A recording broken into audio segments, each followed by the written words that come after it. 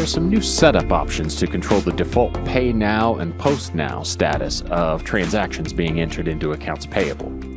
So here on the Accounts Payable tab are the two new options: Default Pay Now, which is used on invoices, and Default Post Now, which is used on printed checks and manual checks. Speaking of printed checks, as mentioned in another video, we've added a Print Mailing Labels button here to the Select Checks to Print screen. After verifying that you've selected the checks you want to print, click that button and it will generate labels for mailing those checks out to the vendors.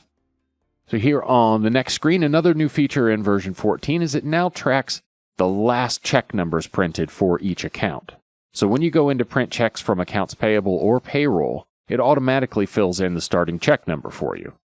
Now, if you're also printing checks from another program or are handwriting checks in between the check printing batches in PowerChurch, you can still override that and assign a starting check number of your own as needed. Now, all of those features were things that have been suggested many times in the past by our users, so hopefully you'll find each of those useful, and we'll continue sending in suggestions as you think of new ways to improve the day-to-day workflows in the software.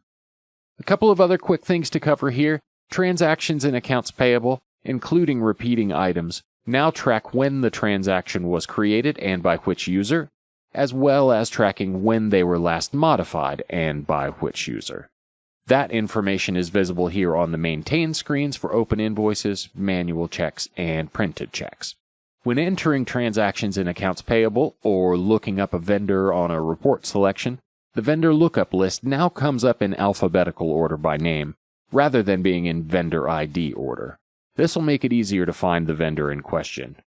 As with all of these grid-based lists in PowerChurch, you can just type into the list to quickly find the record that you're looking for, and if you want to resort the list by a different column, like going back to being in vendor ID order instead, you can just click the column header and it will resort the list. When posting Accounts Payable transactions over to Fund Accounting, you'll also find it no longer prompts to override the posting month. By default, the software still just looks at the date of the check and assigns the posting month accordingly.